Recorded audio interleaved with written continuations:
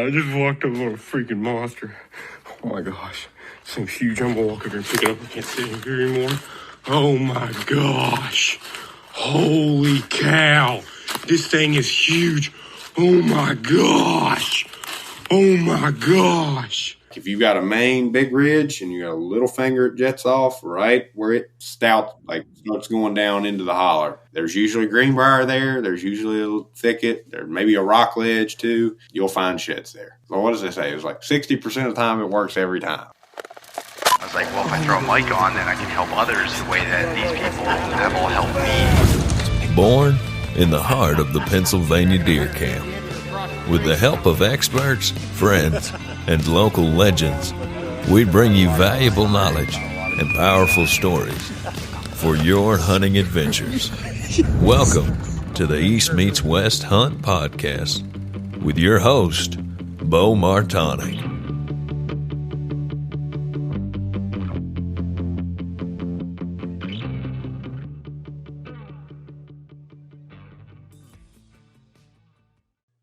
All right, we're live. Cole Mitchell, welcome to the podcast.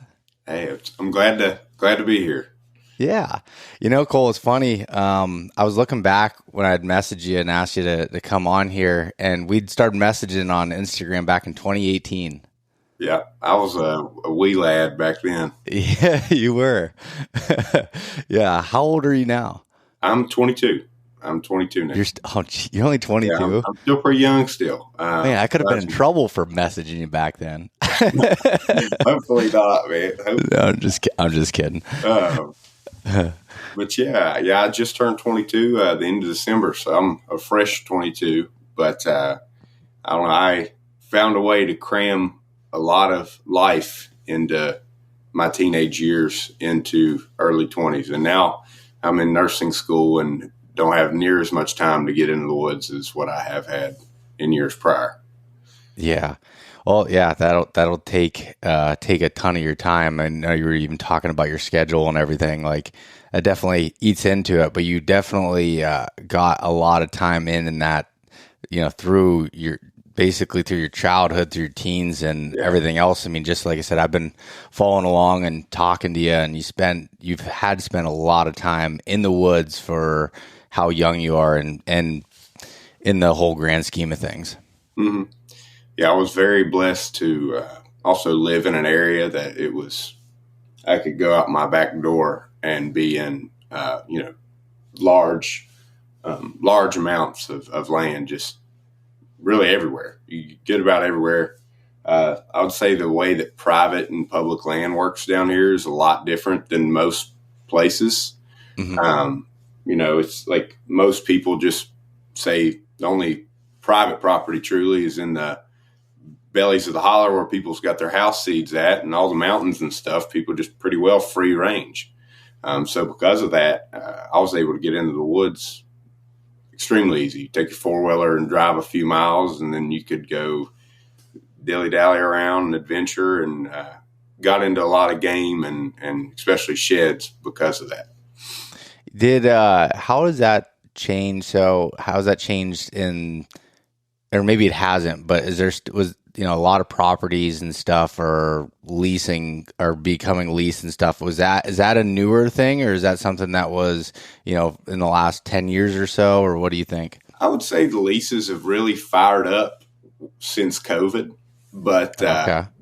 They've been leasing land here, I'm going to say at least 15, 20 years now, but it's not been a big thing until recently. Back in the day, there was a few like magazine articles came out about our area, and maybe it drew a little bit of interest. I know there was a time where Realtree had reached out because they saw a buck that had come from our area, and they reached out to the fella who'd killed it, and they were interested in our area. And I remember that might have been 2010. I don't remember when exactly that was, but that it gradually started picking up interest over time, where West Virginia is not known as a big buck state, or any kind of destination place. I would say it's exploded. The interest in Southern West Virginia has with the introduction of YouTube. Just like anywhere else. I mean, you look at the West, you look at the Midwest, public land, and YouTube is a blessing on one side and it's a curse in the other. And because of that, you definitely see a lot more out-of-state interest now in Southern West Virginia. I had a friend who is a Whitetail Properties real estate agent, and majority of the phone calls we're getting aren't from in-state people. There's not even all the time from within our country people interest. So it's kind of mind blowing to me coming from an area where, other than coal mining growing up, there's not really, they're like, what do you do out there? To now people are like, oh man, there's deer there. Yeah. And, they want to come there. So the land getting leased up, like I said, I think it's came to a head as of late. A lot of the big tracts of land that when you were growing up were kind of free range are, now coming leased. I don't have any problem with it. You're allowed to lease whatever you want. I'd say the biggest problem that comes with that, though, is there's really not an abundance of WMAs or true public land where just anybody can buy their license and go out and hunt down here. I can think of 3 WMAs off the top of my head. But like Logan, Wyoming, McDowell, for the most part, I'd say there's less than 5 to 10,000 acres. Mingo has a decent chunk of public, but other than that, there's not much public down here. Yeah, which makes it tough when, if someone's traveling in or doing anything that to be able to, as far as crowding goes, and actually be able to, and huntable property. And when you get in places that are that steep, that also funnels people to certain areas just because of the terrain. There's still opportunity, obviously, to be able to get away, but that makes it pretty difficult. Yeah. You definitely see a lot of, where there is a lot of trail systems kind of cut through the terrain down here. And a lot of people, especially like in the places that you've got to hunt before, you're heavily reliant on those, because if you don't have a trail system to get you into an area, you might as well be hunting out west because it's so steep, and the difficulty to get into some of these places. If it's not straight up and down, then it's usually a thicket that you can't even navigate through, or it's rock. So that keeps a lot of people out. Like, there are still good honey hole type places down here, but they take significantly more effort, I feel like, to get into now than they used to. Yeah. I also was kind of coming in to hunting and to being able to hunt on my own, when I was a kid, on the end of what I would consider the glory days, which is the 90s through 2010. I think that was, from talking to people, from looking back over photos, from just being around the guys who were there, that was the time. And the biggest deer I know of that came out of Southern West Virginia was within that time frame. Maybe it was 2000, might have been 2012, but it was somewhere in that time frame. Before cell cams, before a lot of big leases, like there was 200 and I think it was pushing 230 came out of down here, and that's a giant buck. So anyway, yeah, man, that's so cool. That not the part of being on a decline, but the part of that is cool. Yeah.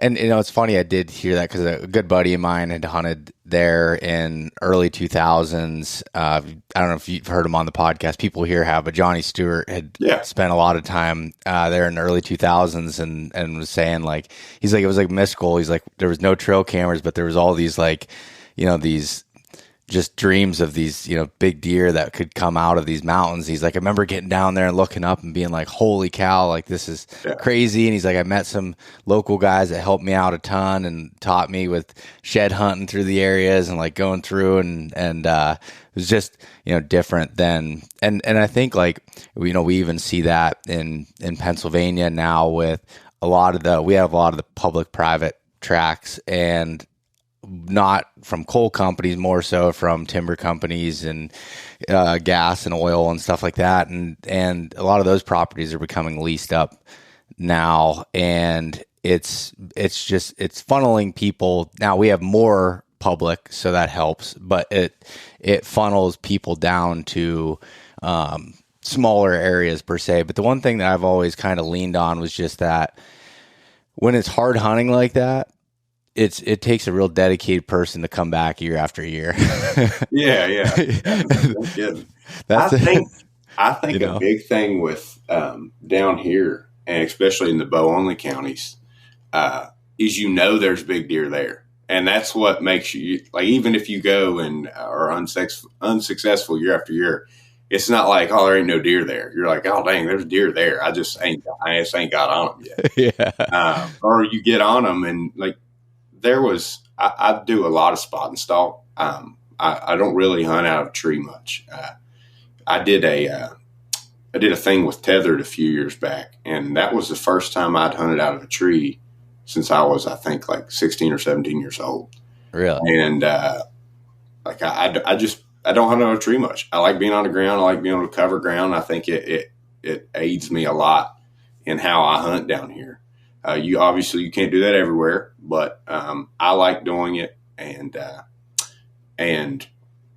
it's not a rare thing for me to get within 100 yards of a 150-inch deer, or 140, or 100. Occasionally 160. I've been in the same spot with 170. It's just like there are big deer, and you can get within 100, 150, but it ain't rifle hunting. It's bow hunting. And because of that, that 70 yards and in, that's where it gets difficult. And even late season this year, I didn't get to hunt much throughout the beginning of the year, but the end of season this year, I had about a 6-day stretch that I could hunt, and went out and hunted every day. And me and one of my good friends, Ty Johnson, we got within 40 of about a pushing 160s. He was a 12 point last year. This year he was like a big 11 with trash, and a big 8 point 3 or 4 days in a row, and just couldn't sell the deal. And that regularly happens. There was one year that I got within 150 yards of this, like pushing 140s 8 point. He's just wide, short tine buck. I got within 100 and what? It was within 100 to 150 yards, 21 days in a row. That was during COVID, and wasn't able to seal the deal. And you would think, man, that man, you're a terrible hunter. But there's so much stuff goes wrong. That buck specifically stayed with between 15 to 20 does the whole time. You never saw him where he was not with 15 to 20 does. That's a lot of deer. It was, his eyeballs was just, it was crazy. But it's like chasing a bull elk, like when he's got a whole, herd of cows with him and trying to get in and slip in. They're like in a meadow, and you're trying to get close enough in. It's like, it's nearly impossible. It's impossible. He's got a disco ball worth of eyeballs out there. And because of it, it's very humbling. But just being able to be around deer like that and see deer like that, like if you go to Ohio and the first time you see a 160-inch buck, even in a cornfield while you're driving in, you're like, oh my gosh, because they're there and they're real. And I think the thought that it could happen is enough to, keep people coming back or hunting. And then you have some people like one of my friends, his name's Trace Butcher. He kills a giant, like a actual giant, every year down here. And you look at someone like him, obviously he's going to keep coming back and hunting because, he's a lot better than most of us at killing, including myself. I've killed a few good ones. I got some over there on the wall that you can't see, but I do not have a Trace Butcher wall by any means. He's an anomaly, man. He is, seriously. I remember I was following him for a while before I actually got to meet him and hang out with him a bunch. And I've tried to get him to come on the podcast. He won't. He's a recluse, man. He's like, man, I can't talk. He's like, I don't do well talking in front of people. And I said, you did great sitting here talking to me. I was like, I'm gonna have to hide the camera and mic. And he started laughing. But I'm telling you, Trace is a wealth of knowledge. but he is so like set and content with, you know, where he's at and the people he has around him that like just like becoming like he's one of my best friends, like becoming one of his best friends and just getting to talk to him. He'll casually drop something about deer that'll like blow your mind. And then like not to expand on it any further. You'll just be left on a kind of cliffhanger. But you have somebody like him who, just kills giants. I want to say he's killed a 190, two or three 170s, and a handful, like, I don't know, I'm going to say over 6 160 bucks and down here, all with bows, spot and stalk, tree stand, whatever. Like that guy just does whatever he's got to do. And that 1 year is where he killed that biggest buck that had the like double split brows and the drop tine and everything. He killed, I think it was 400 inches of bone in 2 deers in 7 days. He killed the one in the bow county, and then rifle season opened up. He killed 160-inch 10-point. Like, yeah, blows my mind. Yeah, it's pretty impressive, and I've talked about it before, but I've met some really good hunters like from like your area, and just like a lot of people put a ton of dedication, a lot of time in, and like I also want to preface that with like, even with yourself and like having all these opportunities and stuff, it's because you put in, a ton of work and learned a lot. Like I've been lucky with getting to experience the area, to be able to learn from people that were, able to teach me about the area, be around it, have some good property to hunt and learn like all of that stuff, which definitely helps that learning curve with it. And I think it goes like that really across anywhere you go. It's just if you put in enough work and you put in a ton of time, then the success starts to follow with it. With you, how much do you attribute some of like your success and finding deer, getting on deer and stuff to your shed hunting? Does that have anything to do with it, or do you think it's more of a fun hobby for you? I would say a lot, because I typically don't run very many trail cameras, and it's just I guess my relationship with trail cameras is more like I'll just use like a scout cam. Like I've got cameras sitting in places right now that I hung in August that I've not went back and checked, and on a main, some kind of main trail or some kind of conversion point, and I just do that. I'll go back, figure out what's there, and maybe see pictures of, what's still running around. But this year was the first year I ever actually used a cell camera. I just put one on my family's property. Like I've never used them because I think I enjoy getting on the ground and learning them that way. But shed hunting specifically, I feel like is a very, very big part of my scouting, because I typically find late season and early season to be my favorite times. I feel like that is when you can actually pattern deer. I don't feel like you can pattern deer once the acorns start dropping, once they're in rut. There I do see deer do the same things during rut year after year. I think that's very interesting when you see a deer that, say, moves into a specific area to rut on a specific date. But that's not every deer.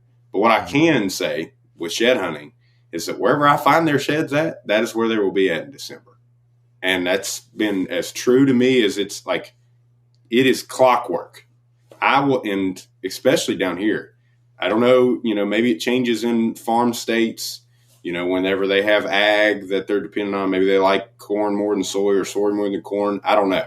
But here, where we have almost no ag, and it's either strip job or hardwood, deciduous forest. Yeah. They do the same things every year. This year has been a little bit of an anomaly because we had a really bad drought. So our acorn crop wasn't as good in places, and then in other places it was fine. But typically I can go out, and wherever I find a deer sheds at, and this is maybe like, I should probably charge somebody for hearing this information. This is how much I believe in this. Wherever they drop their sheds at is where they will be the week after Christmas. That's been my goal because we can only hunt till December 31st and our season's done. That week after Christmas is I would trade it for the rut. If you know where a deer's at. If you know where a deer's at that week after Christmas, because they are doing the same exact thing every single day in a row at that point in time. Because the rut's over and now they're just thinking about food. You figure out whatever it is they're keying in on. And honestly, I see them down here. They're in bachelor groups at that point in time. Yep. A lot of times, now this is not all the time. This varies place to place. I'll see deer the same area they was in right before season started, like in a summer pattern, is what their winter pattern is. So I will find sheds sometimes exactly where I saw those deer in the summer. And then on the other hand, there's always anomalies. There's no absolutes. The general thing I'm saying, though, is that if you can figure out where they're shedding at, their deer is going to be hanging around there after the rut. And that's as guaranteed as I can give you. You know, and I would have raised an eyebrow to that statement of how confident you are in it until recently, last like 4 or 5 years, I've left my cameras out later. I used to always pull them before our gun season came in because I was worried about people stealing them. But I started leaving them out. And then last year, or I guess it would have been 2 years ago now, but I had a tag all in late season. And I was like, I never really hunted bucks after Christmas before. Mm-hmm. And I was like, figuring out, kind of going through, trying to find them. And my dad had a tag also, and I watched, and he did that. My dad's a huge shed hunter, very similar to the way you are. I mean, he puts a ton of time into specifically shed hunting. I don't know if you can see all that behind me, but I've got a little bit of them sitting back here. That is stupid amount. I've got a few of them back here. But he went and he started hunting those areas with his flintlock because that's what season was in then. Where he was finding those sheds and was getting on those bucks that he was finding the years before. And it was just like it was like a light bulb had clicked. And it was like, man, I've overlooked that season, that late season of being a very good time to hunt. And I'm thinking, after all the pressure and rifle season and stuff, and really over the last, like I said, 4 or 5 years, I've learned a lot about how good that, as good that can be. And we even did that in Ohio this year, went down for muzzleloader season began in January. And it was same thing where had knowledge on finding sheds in previous years and where they'd been feeding on. And it was like bachelor groups of deer during that time. But that's in the part where you said about like the summer time frame, back in 2021, I killed my biggest PA archery buck on opening day, and it was all because of where I found his sheds and where I had pictures of them in January and into February that previous year. And it's like, because I'm like, there's not a whole lot of food sources here at that spot. There was no oaks or anything. It was browse. And it was like, okay, I mean, there was a few oaks, but mostly it was browse and a new clear cut. And it was like, okay, they kind of do the same. They eat on some of the same things in early and late like that. And I see more consistency late than I do early, but I can echo everything you're saying there. I think that was great information. Yeah. Like that is the one thing that, like, when I first kind of stumbled upon it, I was like, oh my gosh, like I need to take this to the bank, lock it up in a vault. Like that's how, because it was repeatable, one, and it was effective. That's how I went from when I was a kid, like when I first started shed hunting, I found my first shed when I was in like middle school, and I thought it was super neat. Funny enough, it was actually a drop tine shed, and I've only ever found like 2 since. And I've found hundreds of sheds. But I didn't really start actually looking until my freshman year of high school. And I went out and I found like 25. And that like blew my mind that I could find that many sheds. Like I was just mind blown. Like I didn't even know that you could go out and find that many sheds. I thought finding 3 of them would be like finding the pot of gold at the end of the rainbow. But then that same year, there was a fellow named Britton Bradley, and I was talking to him, and he had told me that there was people in Ohio where he shed on that would find between 100 and 200 a year. And I was like, that just shook me again. I was like, how can you find that many? So after that year, that was my first year. It was kind of my baseline. I was like, I got to figure out how to do this. Like I did it. I needed to try and repeat it. The next year I found like 30, and it started making a little more sense to me. I started seeing things. Well, that year after that is when COVID hit. It was like my junior year of high school, 2019, 2020. And I went out and found like 80 and that spring. And I was like, making sense. Yeah. Found 80 the next year, 80 the year after that. And like I started amassing, a lot of sheds and a lot of knowledge. And what I would find is these deer, because I had spots that I'd hit for 4 or 5 years in a row. It was almost bam, bam, bam. Like I know if I go to that spot specifically, that little finger, little whatever, little opening, that's where the sheds are going to be at. And if they're not there, they're close. I have one deer that I actually hunted this year. I'll start pulling out sheds to show them off here in a minute. I love it. But I have one deer that I hunted this year that I've found all 3 years of sheds. And I'm interested. He's probably already dropped them. He drops early. Typically January 9th is when this buck drops. And it's every year. Typically exactly January 9th. I'm telling you, January 9th. That's the time that he drops. And I found all 3 years of his within about 150 yards of each other. Like that's how tight this is. Not every deer is going to drop like that, because in the same area, I have one buck that I knew a guy had found 2 years of sheds to him in one area. And then I just happened to stumble into these sheds 1 year, 1.5 miles from there. And then the next year, 2.5 miles from there. So you have no clue really. One of those anomaly deer, and that deer's old, and nobody will ever kill that deer unless somebody poaches him or lucks into him with a crossbow. I don't know what will happen with that deer. But that deer is just an anomaly. The majority of deer, like, see if I can find you a big shed. I'm trying to.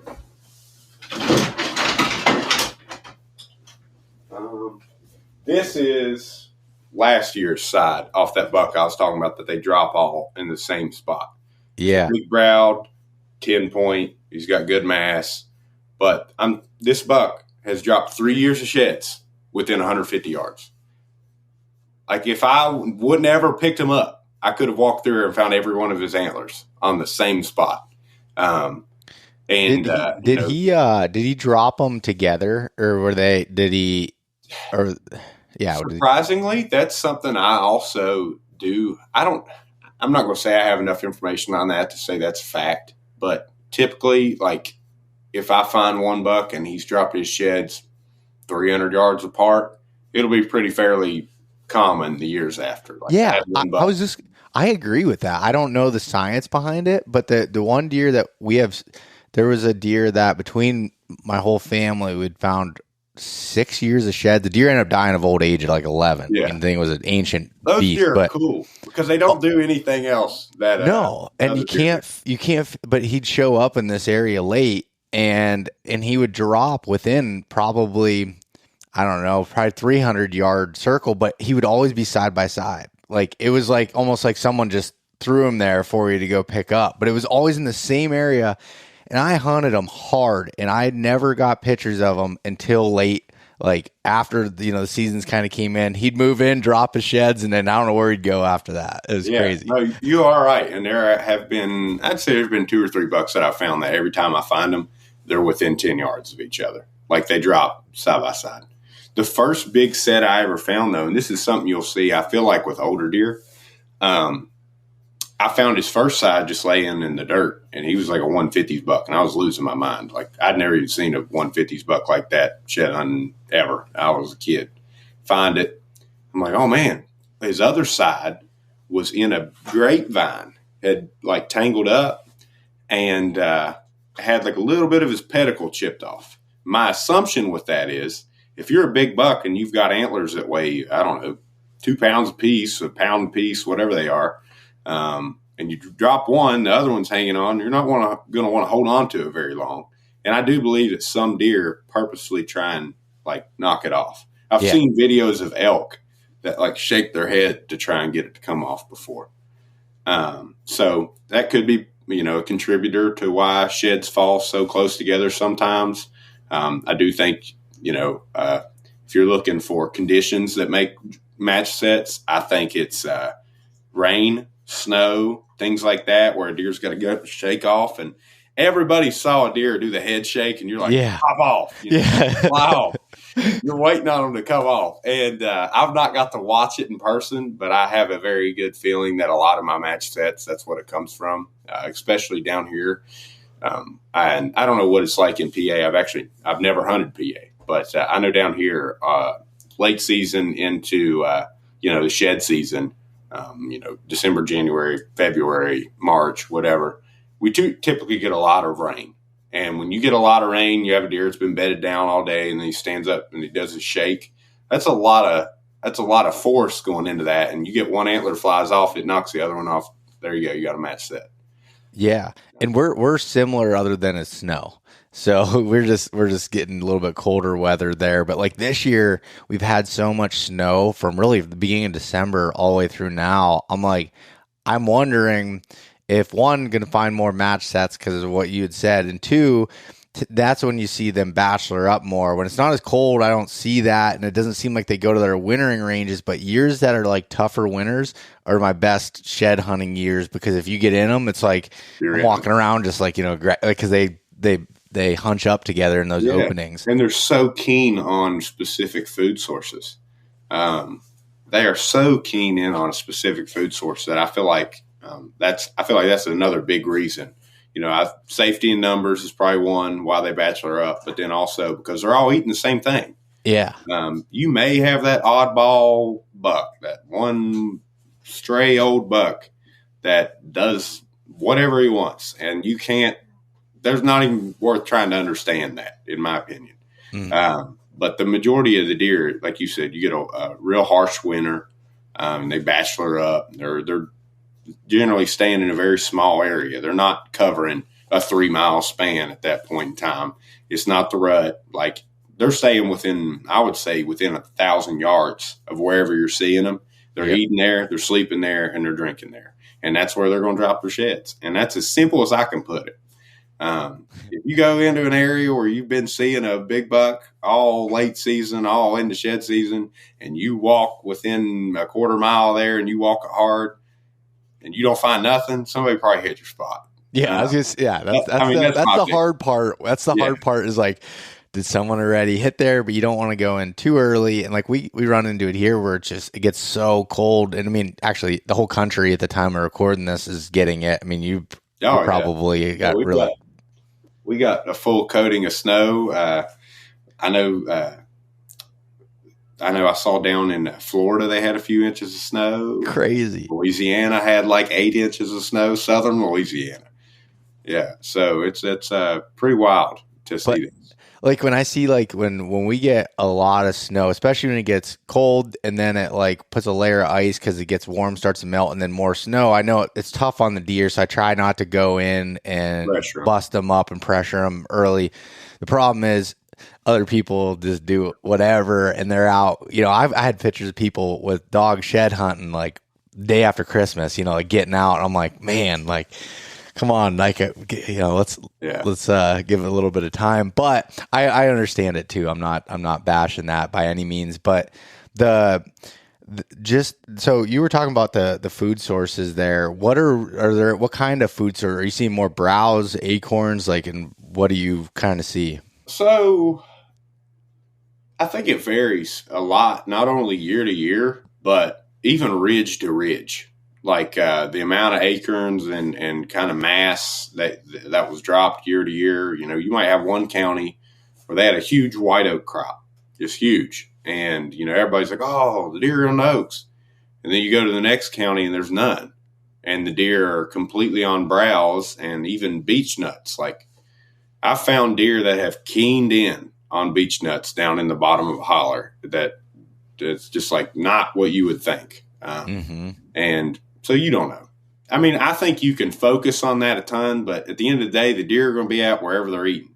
I wouldn't try and like strategize like, oh, I bet this time of the year they're eating beech nuts. I would say wherever they're eating, I'm going to go figure it out. If you find, You're just going to go walk it until you find it where they're. Yeah, just walk around. If you find a bunch of tracks in the barnyard effect and there's turds everywhere and you're bumping deer, they're probably eating something right in there. Look up if it's, beech grove, whatever, beech nuts. If it's white oak, they're eating white oak. And you'll see crazy stuff like, we got a lot of autumn olive thickets down here. And I usually will know when the deer are hungry when you walk by a little autumn olive bush and it looks like it's been pruned. They'll go and start eating those buds. They eat the buds, they eat the berries. They'll,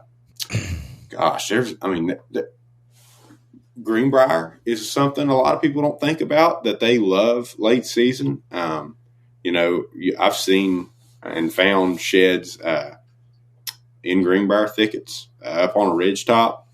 I think my biggest thing is more so, where's the warmth at, especially when it's super cold like right now. Everybody is always, even out west, like the one thing, this is another like hot tip. The one thing that's true across the entire north, east to west, is if you are on a south-facing slope, you have significantly better odds of finding sheds. Yeah, it's warmer. The deer like to hang out there more.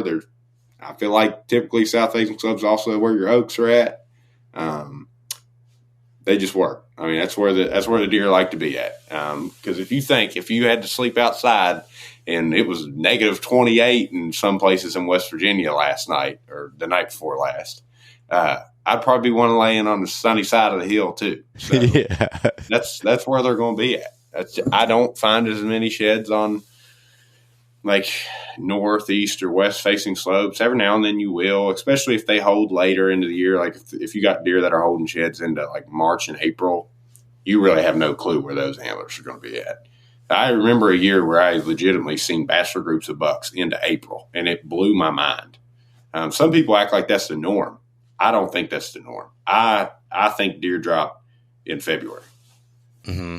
But, do you so when you're going out and you're saying like you're like not overcomplicating it as far as the food sources, you're just gonna go out and find it. Do you put together like a plan before you go out walking, or are you just like, I'm gonna cover this whole ridge per se? So I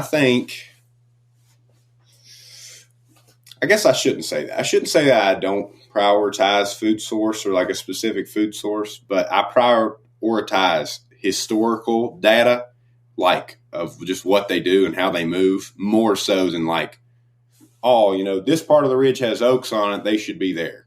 Because it may have the most beautiful white oak patch you ever seen in your life, but they just might eat somewhere else. Like they might be somewhere else. They might like the other ridge. So I think historical data, number one, where you see deer at from boots on the ground is the best thing. That is the number one thing. After that, then I would go into food. But when I'm putting together a strategy for how to scout, I think I like looking at land features more than I do what's on the land. That kind of maybe sounds odd, but no, it doesn't. Yeah, like if I see I'm trying to think of something. Like a few big things I really like is if I can see on a topographic map clear cut out benches in the mountain and they're wrapping a big bowl coming out of point, like just things that look deery. I'm like, well, that's the first thing I want to look at, because deer, just like anything else, they don't want to have to walk straight up the side of the mountain if they don't have to. If there's routes that can ease their travel. Another one, this is something that I feel like was hard for me to get over in my mind, is roads. Like the same road you drive your four-wheeler on, deer are walking that consistently. And I think people forget about that. We bear hunt a lot down here.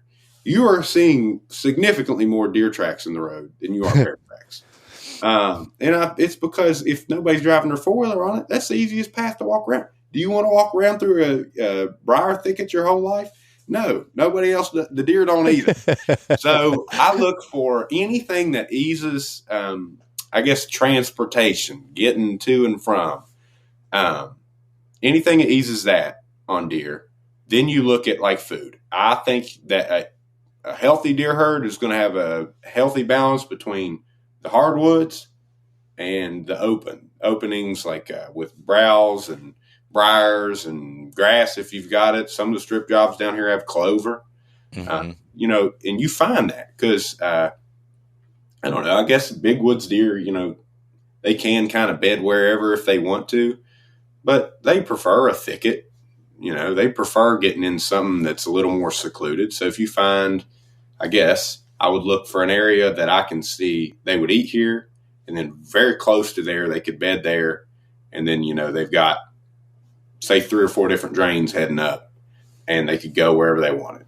Like that's what I mean by land features. Yeah. So you're looking with some stuff that has like that prominent terrain features, easier walking, but like those benches that lead out to points that maybe they're feeding or bedding on, but also the vegetation diversity of like, you got the different food for them to browse on, also have the thickets there. Like, I look at like some of those strip jobs just from hunting there and then hunting in Pennsylvania, similar to that I do is clear cuts and big logging cuts, because it's just, it has different, even though it looks like, it's like, what are they eating in here? But like you said, they will eat on autumn olives. They will eat on a lot of blackberry briars and stuff. Oh gosh, they love blackberries. Oh my gosh. Like, they love blackberries. And man, I'll tell you what, like, for some reason you can see blackberry briars so much easier in like the logging cuts than when I go and I hunt down there, and I'm like, I'll be up glassing a spot and I'll see some deer and I'm going into stock or whatever, and I get in there and all of a sudden I hit this blackberry briar thicket that I couldn't see from when I'm glassing, and I'm like, how do I even get through this thing? And it's crazy, but it's like, it just seemed like, all right, that's where they're spending time around. You can see them, feeding on the briars. I mean, it's very similar to greenbrier of how they'll feed on that stuff in the late season too. Yeah, no, they definitely do. And that blackberry, I would say sometimes if you've got a lot of it, you could maybe even put like a priority on that.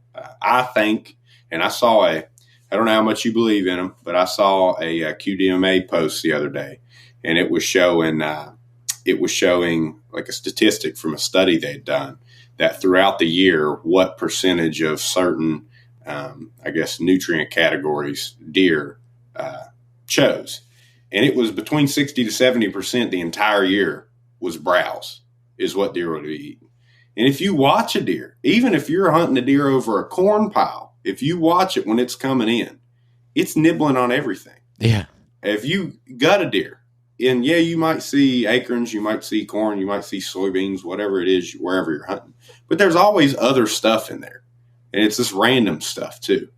And I think that that's big to me. I like early successional growth more than I do anything.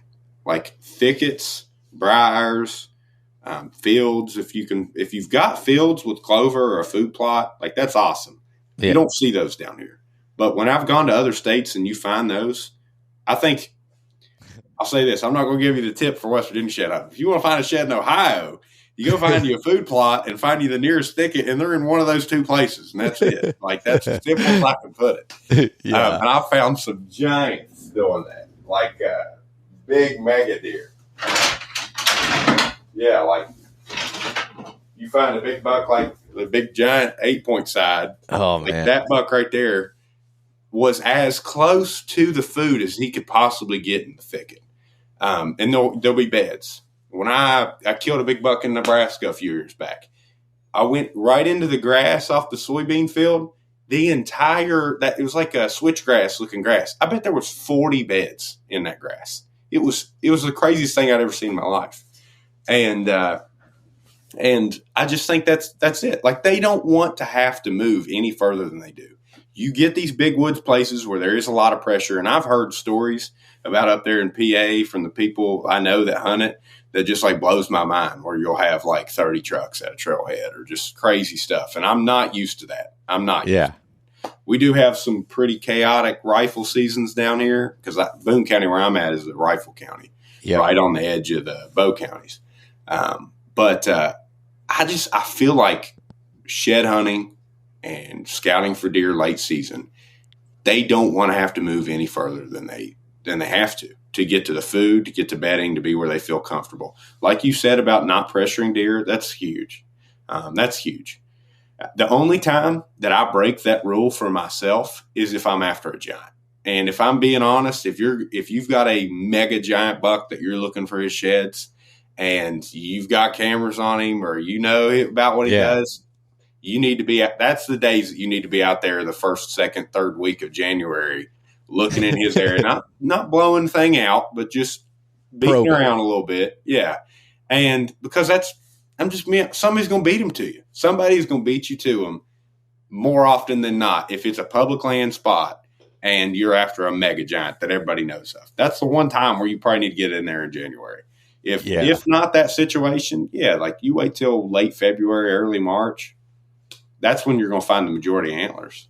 I will say I've noticed within the past 3 days, a lot of the deer that we have here around the house have dropped. I think I'm only seeing one buck now still holding. That's different than what it has been the past couple of years.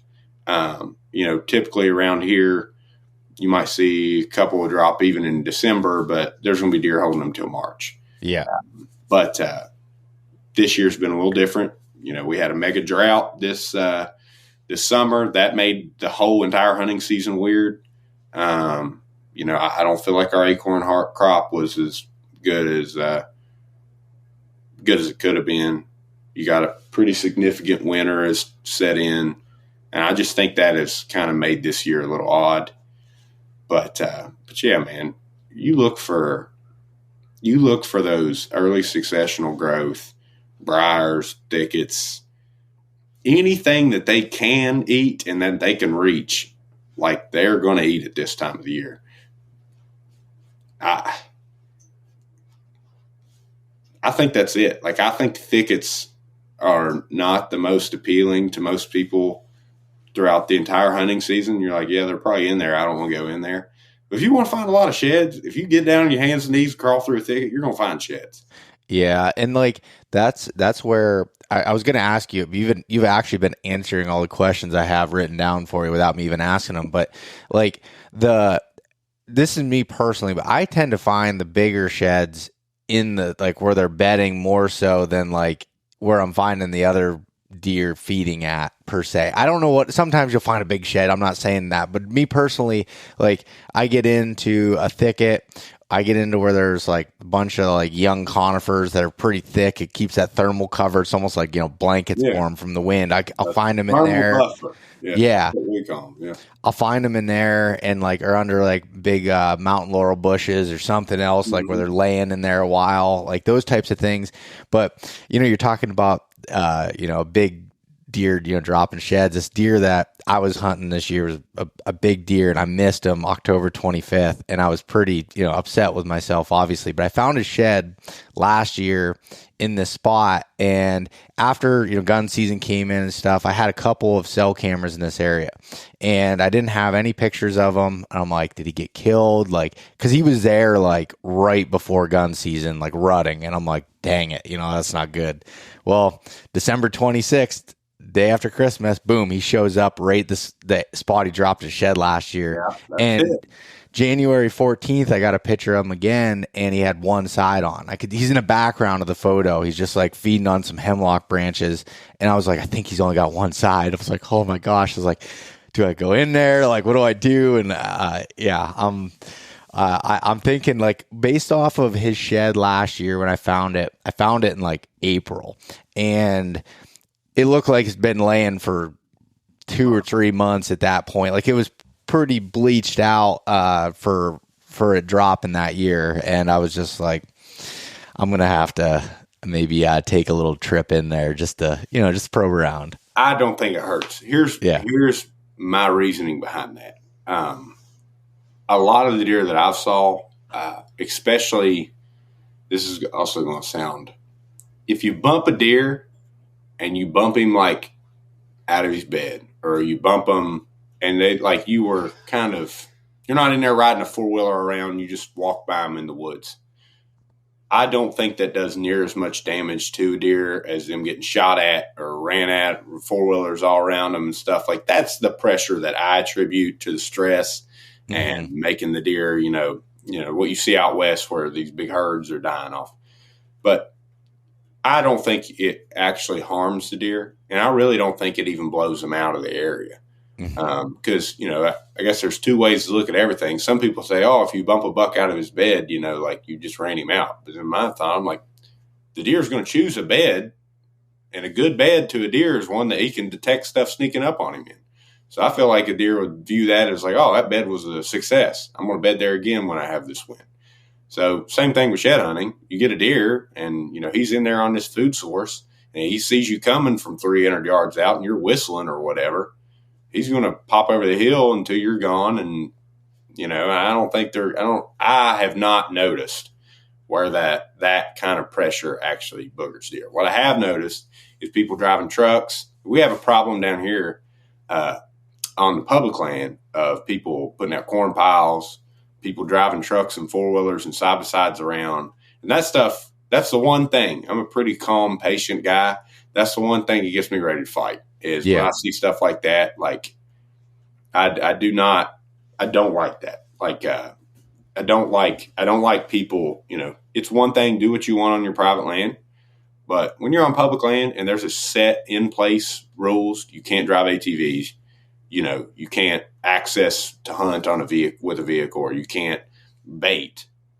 Don't do it. Like that is it's kind of crappy to everybody else. But yeah, it's not kind of crappy. It's just plain out shitty. Like that's what it is. That's what it is. Yeah, I'm the same way, man. Like I'm a lot cooler headed than I used to be, but like that is still one thing that'll get me like ready to go at somebody. It eats me up too. I don't know. I don't want to name drop anything, but I was hunting a big buck. I was hunting this buck on the public, and I'd spot and stalked him. This buck I don't know. I'd hunted him my senior year of high school, and then right out of high school, hunted this deer. And he was a stud. The next year, he put on a split G2 and a unicorn horn coming out of his forehead and was 170s. Like, he was enormous. And he ended up getting killed over a corn pile on public land. And I was up there spot and stalking this deer. So, like, that was really a kick to the balls. Major, but circling back around. I digress or whatever. I think going in after one deer, if you've got one buck, and you go in one day just to hit the high spots, not get into the nitty gritty. Just hit the main trails, hit the main road, logging road, whatever you've got in there, flats. Yep. Look for it. You do it one day. That's not going to hurt deer. Now, I wouldn't go in there and grid search the mountain. That might, mess with a buck. But if you got a big buck and you saw him dropped in January and you're in an area that you don't think your pressure is going to literally kill the deer, going in one day and trying to pick up that hot drop, that's not a crime. To me, like, I think that's totally fine. I do that. I found some of my bigger sheds, that same thing. But I also like to glass. That's something I haven't really talked much about. It's just like, I think being from the big woods, when we go out west, how it is. When you get out west, you're glassing all the time. Yep. And a lot of people go out west and they come back east and they put their spotting scope up. It is a lot easier than you would think to get on a opposing hillside and glass across to the other one and see stuff going on, especially if there's snow on. Yeah. It's really not that hard to get up on a ridge and look like, okay, I see deer over there. I'm going to sit there and watch them. That's how I keep tabs on whether deer have dropped or not. Because like I said, I don't run a ton of trail cameras. Yeah. I love trail cameras. Don't get me wrong. I kind of secretly despise cell cameras. Yeah. Just not because I don't think they're cool. They're awesome. But they have a lot of 3-year-old and 4-year-old deer aren't making it to 5 and 6 because it's made it so easy for people to kill big bucks with cell cameras now, in my opinion.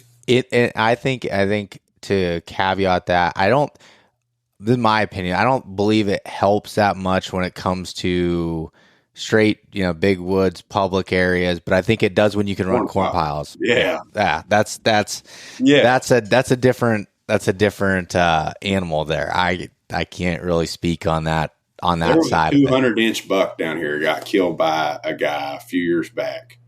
It was a 200-inch buck, big non-typical deer. Got killed from a guy years back. Like, this guy's like not somebody who's ever killed a big deer before. Not somebody you hear of. Like, It's not like a trace butcher or somebody that just shoots monsters. This guy put out a cell camera over corn and in an area, and all of a sudden it sends him pictures of this monster buck. So he's like, oh, I'm going to go in there and hunt this evening. Deer shows up that evening.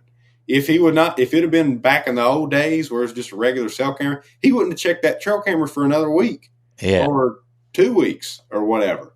And then that buck, and that added a level of difficulty because even with the trail camera like that, he's in the area, but you don't know he's there. Now you can look and see him, especially if you're in a spot here. This was a moral spot I got put in this year. I was sitting on a buck opening day of gun season this year. Got a cell camera picture of about a pushing 150's 10 point in a different spot, and he was there eating. And I was like, oh, my gosh. Eating over a corn pile. It was on private land. Yeah. And that buck over there was. And I was like, oh, my gosh. I was like, I'm sitting there. I'm like, I feel the urge. I know what they think now. I was like, I could get up and go walk over there, walk a mile or whatever, and go shoot this deer. I didn't want to do that. I didn't feel like that would be the right thing to do, and I also felt like that deer needed another year. But it's real, and it makes it now to where that's a possibility for people to seriously just have 3 different cell cameras out on a mountain and go sit in one spot and be like, all right, I'm just going to wait till one sends me a picture and then go pop up. And I think I don't know if there is legislation in works on that yet, but I do feel like that is something that I wouldn't be opposed to if they were like, I think it would be tough. I think because I've thought about that, but I think I've put holes in my thought process on it because it'd be tough if you were already hunting a spot and a deer. Like if you were to say oh, you can't go shoot a deer that you got a notification of on your cell camera, but say you're on a ridge and your cell camera's on a bench 100 yards out, it gets a picture, but he's coming that way anyways. It's is that. Obviously that's okay, but from how do you write a rule around doing that? Because that part is, and I don't think anybody that's had even in places where I wouldn't have probably even had a chance. It's come across my mind when I'm sitting somewhere and you get a picture. And it's what do you do? Yeah. But I think it comes down to and I respect you for your decision there, of. What do you want out of a hunt? Are you going to be are you going to feel good about it? I had, it was a couple years ago. I've been hunting hard. It was almost 2 weeks of straight hunting in a rut. And I was sitting all day in the tree and I just didn't wake up from my alarm. And I was like, it's my last day to hunt. And I woke up and I'm and literally I had a nice buck, a really nice buck in my yard. And running around chasing a doe, and he bedded with off there, and completely legal. I live in the middle of nowhere, completely legal. And I walked out, threw my gear in my truck, and left. And that buck was bedded with a doe in the woods there. Could I have shot him? I don't know. Maybe. I think I could have. But I was that's not the experience I was looking for, and would have been pumped about of shooting that deer. So it's just a moral thing, Yeah, no, I agree. And that's not something I'm not ever going to tell somebody else how to hunt. Yeah. Unless they hunt with a crossbow. But I guess my thought on it is it's not so much the individual aspect of cell cameras. I think they do a lot of good. And, me now where I'm in nursing school and I'm in a condensed or a accelerated program. So it's 18 months and I've got to learn everything most people learn in 3 or 4 years. So it's taken a lot of my time, and having those cell cameras has given me the ability to actually kind of know what the deer are doing in the woods. I like that. The thing, like you mentioned, running them over corn piles or whatever, I think they're so efficient at what they're for, what they're used for. I think cell cameras are that efficient that, they just work. They work, and that's fine that they work, and that's awesome for the people that they work for. But you can only kill so many deer out of a herd, and you can only be so efficient until overall it starts to decline on the quality of hunting you're going to see around. And that's what I said. I think cell cameras will allow more deer to reach 3 years old, 4 years old. But I think it's hurting the deer going from 3, 4 to 5, 6 beyond. Because once you get this is my opinion as well, I think a 3, 4-year-old deer is pretty easy to kill. I don't think they're – I think a 3-year-old deer, like the deer that's just starting to show its genetic potential, I found sheds off a buck that I'm almost positive was 3 years old. Like I have the sheds for him from the year before, and I watched that deer, and I was very familiar with that area, and he was 150. So, like, I think it's possible to see bucks that beget 150 as, if not a 3-year-old, definitely a 4-year-old. Yeah. And I just think that the majority of people are going to get pictures of a 150-inch deer on their camera, and they're going to go, oh, my gosh, it's a giant. And they're going to be able to kill him because it's a cell camera, and you got a corn pile. And you're going – it's like it narrows it down from having to sit 10 days on a deer to sitting 2 or 3, and you're probably going to have a pretty good chance. And, yeah.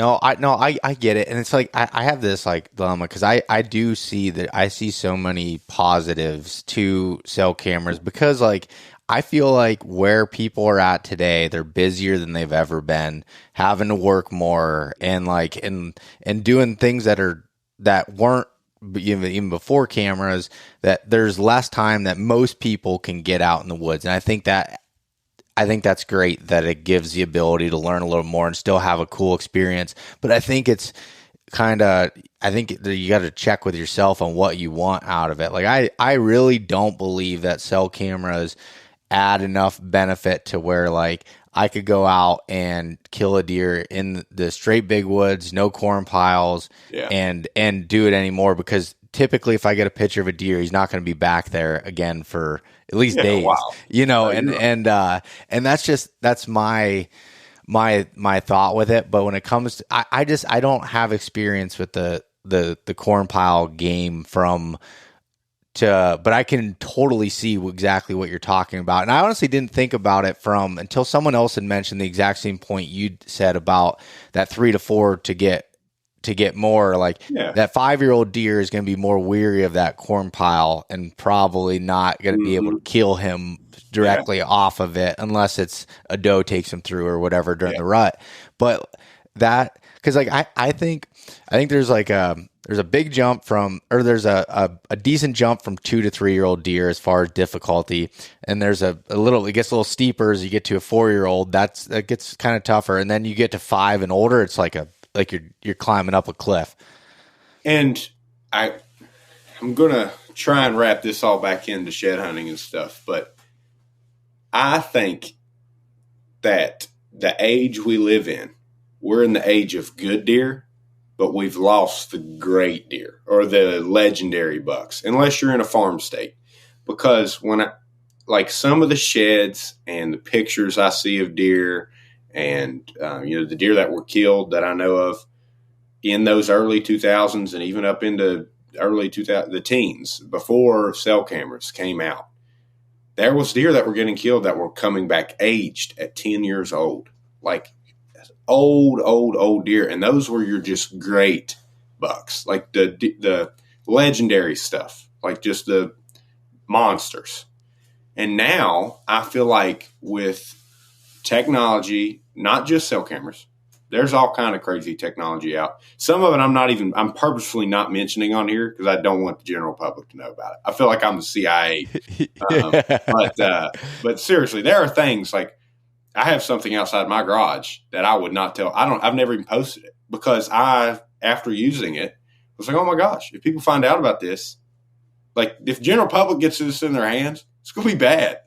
I'll say one, like thermal drones. Okay, I think the concept of a thermal drone, super cool. But if it gets to the point where everybody's got a thermal drone, you're already seeing legislation go in about that stuff. I was going to say, is that even legal to use? Well, state to state, it's different. Yeah. But like, there's a lot of cool stuff it can be used for. Then at the same time, like, with with much power comes much responsibility or whatever. Yeah. To circle back to shed hunting out all Yeah. this, I don't know how I'm going to circle this all back to shed hunting. I can remember before cell cameras were really a big thing, you would, unless you had a camera out in the woods, you kind of was guessing when they dropped, or unless you're scouting or whatever. Now that you have cell cameras, like I haven't went out and laid eyes on our property here that I'm talking about. I haven't went out and laid eyes on the deer there in 2 weeks, but I've been able to look at the cell cameras and say, all right, well, I figure they're dropping now. So use those means. If it's legal in your area to do so, you might as well do it because everybody else is going to be doing it. That's my view on it. I don't like corn. I hate corn. I wish solely that West Virginia would mirror Virginia and make no baiting. Will people get behind that? Absolutely not. Nobody will get behind that in the state of West Virginia because they've come so comfortable to it. Do I run corn on my private land where we live at? 100%. Because I'm trying to hold those deer on our property and keep them off the other people's property. That sounds greedy, selfish, whatever. That's what you got to do. Like Boone County, where I'm from, is not Logan County. Boone County is a slaughter because all the people from the Beau counties come here to gun hunt. So that 2-week gun season we have, I spend less time hunting and more time baiting, trying to keep the deer from dying than I do hunting. Like I said, so it's all different. Wrapping that back into shed hunting, is it all works a lot the same. If you're looking for sheds, the golden rule: where are they eating, where are they sleeping, and what's in between those two places. If you find a thicket that he's bedding in and where he's eating at or the area, it's one of those two places or in between. There was a statistic, I don't know if it's QDMA or who it was, but they were like, a deer spends like 80 or 90% of his time on his belly. They were saying that like deer are bedded more than they're not. Yeah. So if that is true, and the deer spend that much time, it would make total sense that you would find more sheds in a bedding area. If I was out in Illinois and I had a big soybean field, and then right off the soybean field I had a big patch of CRP, I'd be tramping around that CRP, or better yet, go get permission from the farmer and light it on fire, and you're going to find all the shit. Yeah. So, that's the best way to find it, and then or go into the food and look. You get it out here, you don't see that. You're not doing controlled burns in the east with mountains. No. But still, like if you could okay, I know the deer are eating here. I know they're bedding over there. If you don't pressure them too much outside of a day or two or whatever, and you really just wait, do it right, go in there. If you got a grid search, you're going to find the sheds. Food sources vary, ridge to ridge, county to county. You don't know. You only know once you've got on the ground and you figured out what they're doing. But one of my shed hunting mentors growing up called it the barnyard effect. And that's what we looked for, was when you go, what it's like when you walk into a place where there's been a lot of game. If you walk into a spot where there's been a lot of turkey, generally speaking, you can smell them sometimes because there's been so many of them. Same way with deer. If you walk into a place where there's been a lot of deer, you're going to see that mushed up ground, a lot of tracks and poop everywhere, and even hairs sometimes on the ground, where they've been nipping on buds of everything around. They favor that area. That's an area you'll find sheds at. Yeah. And so you kind of answered it there, but when you go through, like, say you covered those, those high priority areas first, then if you're like really wanting to cover, are you grid searching those areas then? If I've got a big shed, I'm turning on Onyx, I'm putting my tracker on or whatever app you've got. Yeah. And I am literally walking. I like to do about 15-yard splits. I think you can see pretty well 15 yards on each side of you. Yep. Give you a 30-yard diameter or whatever. And I'm grid searching. And I found sheds that way. There was one time, big set. I'm about to pull out of here in a second and show it to you. Big set. It's a right at 160 set. I knew it was there. Like, without a doubt, I knew it was on this little finger that was probably 100-acre finger. And I was like, he's somewhere on here. I've been watching him. This is where he's at. It was a buck that dropped January 9th. Like, I knew it was there. There was, you go call me crazy before I left without those sheds. I knew nobody had beat me to it. I knew they were there. And I walked all the high spots, all the stuff that looked pretty, didn't find them. So I'm like, man, I don't know what to do. So I start walking the stuff that's like semi-decent. Didn't find them. So I'm like, I got to grid. I started gridding. I bet I walked 10 miles within that 100 acres, just gridding. And ended up finding them in 2 spots, easily overlooked. I walked within 5 yards of the one shed twice. And it was just tucked down in some grass in a way you couldn't see it, in that like cattail kind of switchgrass looking stuff. Mm-hmm. And I got to the point then I was doing about 5-yard splits and was just cutting back and forth this whole way out this flat. I was almost stepping on every square foot of ground there. So I do think grid searching is a valuable tool, but it is a significant it takes your time. It takes a significant amount of time.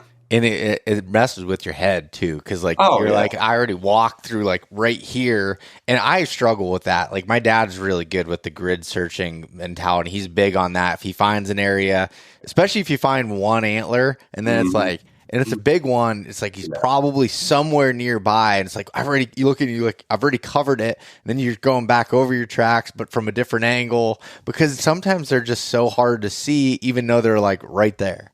It's mind blowing to me on how that works. But what I wanted to bring up when you were talking about, like, you know, in the big timbered areas and even in the splits with the strip jobs and everything, I think in those areas in early season, this is one difference between early and late that I see is early season, they can bed in more spots. There's more cover. There's more leaves on the trees. It seems like bedding's a little more sporadic, where late season, you definitely have more concentrated bedding, and a buck might use the same bed more so than they do in early season, which makes it nice as far as like once you start to learn that where it's at. I mean, when you find a bed and there's all this hair in it and stuff, like, and it's like, especially if you're getting like after the snow is melting, they're starting to lose that winter coat a little bit, and you see all the hair in there. It's like, man, this deer spent a lot of time in this spot. Yeah, no, you'll definitely find late season. You'll find those beds that are getting used so frequently, they're like polishing the rocks in the bottom of them. Yeah. But, and I've found sheds. I'm not going to say I have found them in beds before. I'm not going to say that's super common, but it is common to find them right near their bed. Like, there's one spot.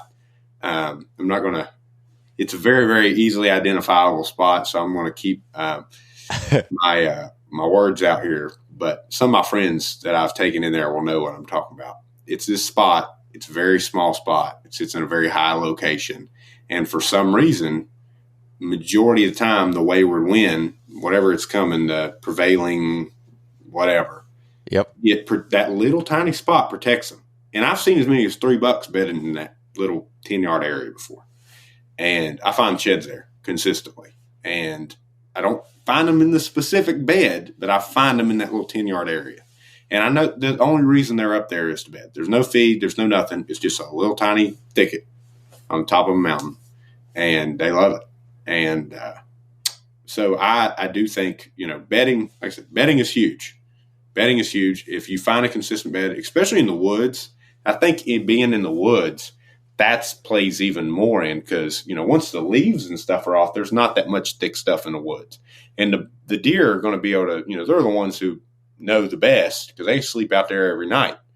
What spot is going to have the best, either, I don't know, thermals pulling up the mountain or thermal protection from the wind and the cold and stuff. The deer are going to know that better than anybody. So if you find a spot and you're for sure it's a buck bed, it does not hurt to go and look that spot, or either look at it and then look at it again and say, all right, well, where is he going from here to find the food? Yeah. I think that don't hurt at all. And it does good, because you will find sheds. I'd be lying if I said it's not probably my most consistent place to find sheds in the woods is off the end of a little finger coming off a main ridge. like if you've got a main big ridge and you got a little finger it jets off right where it kind of stouts over, like starts going down into the holler. There's usually greenbrier there. There's usually a little thicket. There may be a rock ledge too. You'll find sheds there. Not every time, but well, what does it say? It was like 60% of the time it works every time. That's about how it is. So how many miles do you put on, do you think, do you track that at all? Like how many miles you do? I'm sure you do. This is going to sound hilarious when you hear this. I got to find it. This was my book when I was first getting into shed hunting. Let me find it. I went and every single day I went out. I tracked how many miles I walked, everything. If I found, it was like the date, how many miles I walked, if I found any sheds. Like this is from 2019 to say anything. And I'd walked 350 miles. Yeah, that spring. And I found 30 sheds. So I didn't have a super good average that time. So I was averaging probably like a shed every like 8 or 9 miles. No, it was more than that. I think it was like 11 or 12. That was when I was learning. Oh yeah. It went to my junior year. Yeah, I don't know. I'm about semi-autistic when it comes to keeping stats and stuff, but I've got every shed I've ever found. I've got like stats on it, just pages and pages and pages of. I love that. I'm very much analytical, whatever, when it comes to that stuff. And I do draw conclusions from that. Like I can look and say, oh, this year I found most of my sheds around this, or this year I found them around whatever. And it's pretty neat to look back into draw conclusions from your information. But 1 year, most I can remember I walked was between 500 and 600 miles between the first of the year and the end of March. Oh my gosh. I walked a ton. I haven't got to shed hunt. Last season, I didn't get to shed hunt much at all. And this season, I haven't even got to go out yet. But the years prior to that, I was walking a lot. Like I was walking almost every day to some degree. If I had work in the morning, that evening I was going out shed hunting. If I had, something to do with the family at noon, I was going shed hunting in the morning, getting dressed, and then after I was going. You can find a shed anywhere. That's another thing I'll say. The bonus sheds is what I call them, is whenever you're somewhere you've never been. Maybe you're at Walmart, and you're like, you know what, I'm going to go walk around in the field behind Walmart. And you'll find sheds like that. I've found plenty of road sheds in my life. Road sheds are awesome. Yeah. Unless they're in somebody's front yard and then you feel like bad to get out and go get it. So I've never taken a shed out of somebody's front yard. But yeah, you can find a shed just about anywhere. To get good at it and find a lot of them and to find a specific deer sheds, just like trying to kill one buck. If you set out at the beginning of the year, you're like, oh, this is the buck I want to kill, you're going to have a hard hunting season. You very well may kill that deer. But when it comes to shed hunting, you're like, I just want to find the match set off of this buck. Most time it don't happen. You're not going to find, you may find one side. If you're lucky, you may find two. If you're lucky and you really bust your balls, you might be able to find multiple sets years in a row. And I've done that. But that takes the deer dropping his antlers in the right place, the deer being consistent, you being consistent, you getting out there walking and looking. It is so easy to overlook a shed that you don't want to walk too fast and be walking by them. But at the same time, you don't want to walk too slow and not be able to cover ground. There's a balance that you have to find. And I'd say another hot tip on how to find sheds. And this is huge.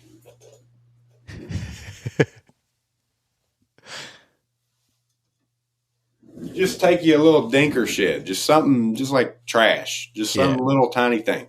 I always do this when I first start shed hunting, say first couple trips in January or in February. You take you a little shed you found, and when you get out there where you're going, you haul off and chuck it. Close your eyes, plug your ears. You don't want to hear where it hit. You don't want to see where it hit. And you open your eyes and see how fast you can spot it.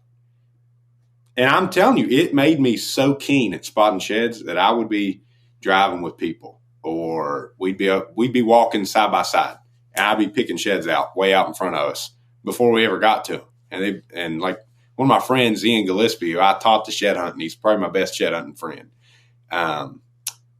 He hates going shed hunting with me and walking the same area, because there's been 2 days in the history of our entire shed hunting where he's beat me on sheds. And he beats me bad when he beats me, but I don't know what happened. I had cataracts that day or something. I don't know what was going on. But taking a little shed and throwing it and training your eyes it's very, very valuable to, and it may sound goofy, but if you do it, you will get so much more keen, because antlers fall. Not all antlers are going to fall tines up. No, not all antlers are going to fall showing their beam. I've seen antlers that have fell that all you could see was the pedicle, because everything else was under stuff. Yep. Or all you could see was one tine.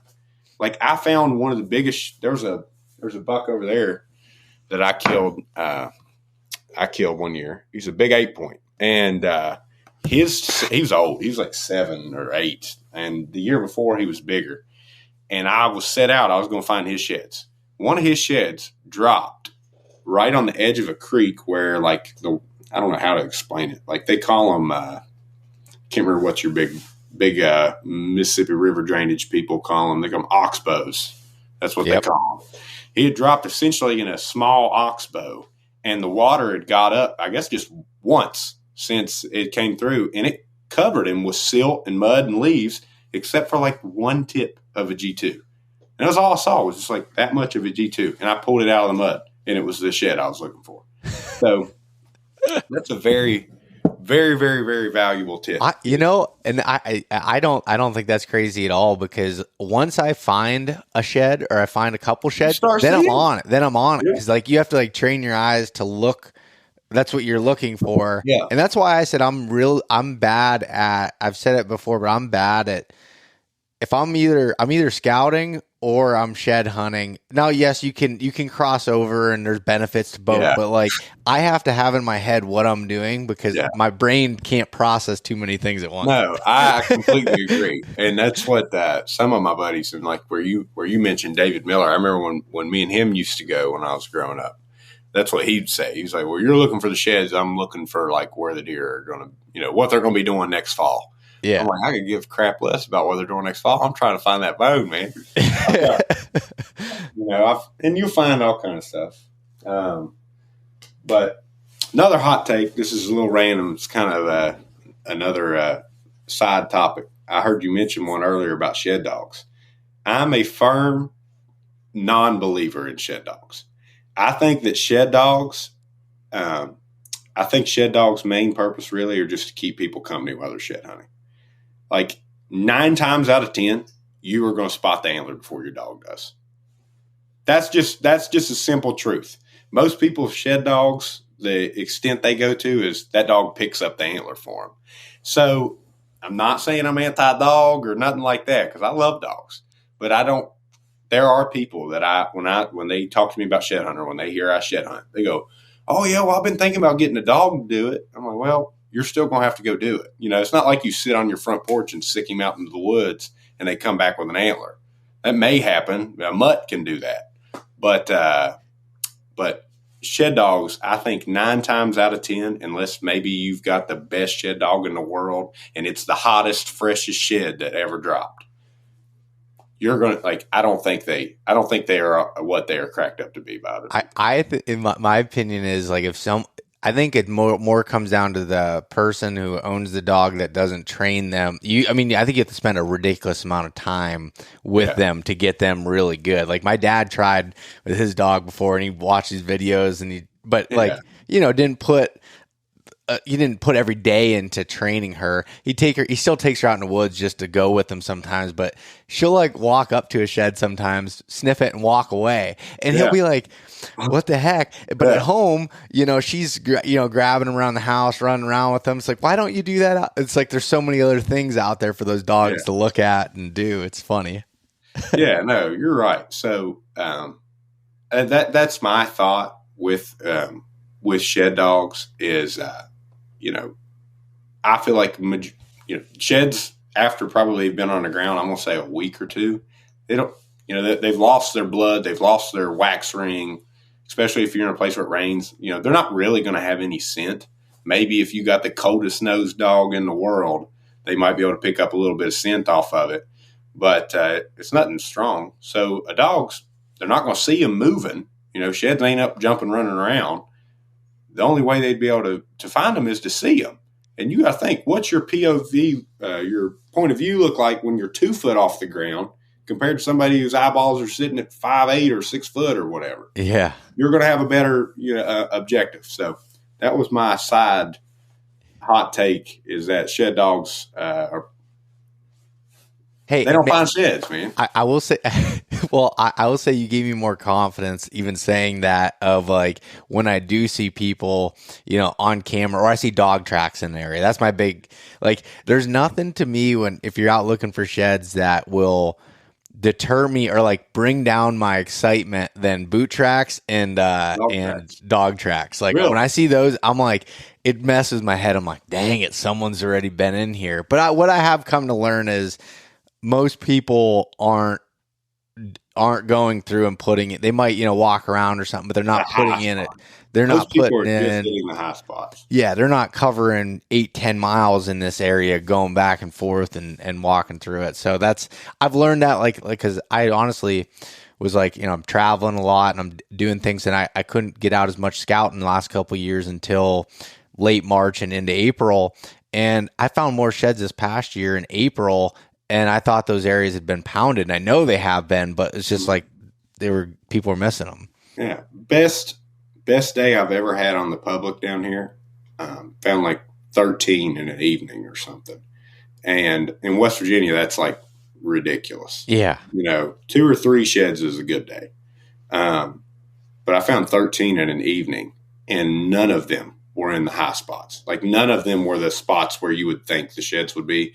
They were all in the steep crap in between. And I don't know why that is, but people, I'm guessing, had already hit that area. I know there had been people in there shed hunting, and they just hit the high spots. That most places, even when I go to the farm states, like I used to go to Ohio or Illinois, or found some sheds in Indiana or in Kentucky, when I'd go to those places, they're just hitting the fields. They don't get off in the thickets. Like if you're willing to, we're from the east. We're not afraid of a briar bite. Yeah. If you get off into the thick stuff, man, you'll find sheds. And like there's a big one. Oh my gosh, you can't tell, but that's a giant. That's a booner 10 point. I don't know if you can tell or not, but that G3 is 13 inches. Oh my gosh. Yeah, so like it's like a perfect typical. Yeah, except the squirrels that got to him. That's the one thing I hate. I love-hate relationship with squirrels, but as clean of a side as you can get. And this was my 49th shed. I've yet to top it since. Like I found this when I had just started. Really, I was young, and I've still never found a typical side bigger than that. But that's one of my favorite. And then you got here's a neat one I'll show you. This right here, I found public land, Idaho, not in a coveted unit or nothing. I was mule deer hunting out there. Oh my gosh! 2023, and my mule deer hunt had turned uneventful, and I was sitting glassing for muleys and glassed up this shed. I thought it was a 5-point side. Thought it was a little 5-point side. I was like, I'll go get it when I'm leaving. So when I go to leave and I go down there to get it, it was laying essentially like this, and all this was under the ground. And when I pulled it out, it had a drop tine flyer. It's a mainframe 7 that had a big kicker and everything. It's arguably one of the coolest sheds I've ever found. And it's just a spot that, like, I had a guy offer me money for it at the trailhead. Like, it's so neat. That is such a cool state where I live at here in West Virginia. You're not allowed to, keep elk sheds that fall in West Virginia. I know you guys can keep them in PA. Yeah, that's a huge thing here. But here in West Virginia, I actually learned that the hard way when I was a kid. because the DNR tried to fine me $70,000 for picking up elk sheds in West Virginia. Wrote me, 7 tickets for $10,000 a piece for elk sheds. So I'm only allowed to look for elk sheds out west, which sucks. It blows. There's no other way I can put it. I think that's the most ridiculous law in the world. It makes their logic behind it makes no sense and everything. I'm not going to harp on the DNR too much because I know they say they have their reasoning for doing it, but you can't PSA anybody who comes to Southern West Virginia and you're in the Bow counties, you're not allowed to keep elk sheds. I did not know that. That's you'll find them and they're big, but you cannot keep them. Don't even pick them up. Take a picture of them and walk on. But that's a big elk shed. Dang, trying man. to think of some other ones we got here. That is so cool. Here you go is this pile is hard to navigate sometimes. That's a buck off the public down here in West Virginia. That buck was kind of like a legendary deer for a few years. He's not the biggest deer that I've seen down here, but he was a big one. That's a big deer. And, some people had found sheds off of him and I had hunted the area after him and I hadn't seen him and didn't know why. And I was shed hunting one day and stumbled up on him. And man, he's not much of a 10 point. He's just got 2 little tiny 10th points, but he was still pushing 160 as beautiful, right at 160 as a small 10. You find big deer like that. That's a big buck. That's a big buck anywhere. Like I know people that would shoot this in, the biggest and best farm states is an old heavy massed buck. Man, like when, it's funny, we throw around numbers so much, 150, 160, all that stuff, but to really understand what it takes to make a 150-inch deer, like that's a lot of bone. Like that's a big deer. A lot of people, I don't think they truly know what 150 is. No, I don't. I mean, like there's a lot of times I've screwed that up. Yeah, like that's another big deadhead from over the years. This buck died of EHD. And if you've noticed, there are these little blue tags or sometimes pink tags on the antlers. This one's a giant one from Southern West Virginia. I remember when you posted that picture on Instagram. It's stupid. It's the biggest deadhead I've ever found. Like it's actually, I can stand inside of the rack. That is crazy. If both sides were as big as this left side is, it was like upper 170s, pushing 180.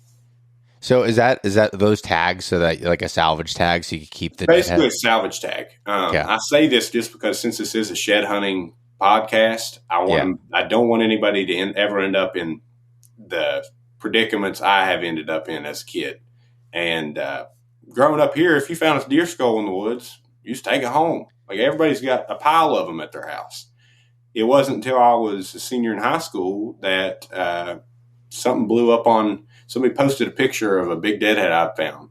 And we're like, my buddy just found this, blah, blah, blah. And ended up, DNR got involved, and I had never even heard of salvage tag. So luckily enough, they were able to, we were able to figure something out there. Didn't end up going to jail. But if you find a skull, the proper thing you're supposed to do is to, state by state it varies. Some states you don't have to have a salvage tag. West Virginia is one of them. And it's nothing much. It's just a little piece of paper. But you're supposed to contact the DNR, and they either come out and look at the skull or they tell you to bring it to them or whatever, and they write you out a permit for it.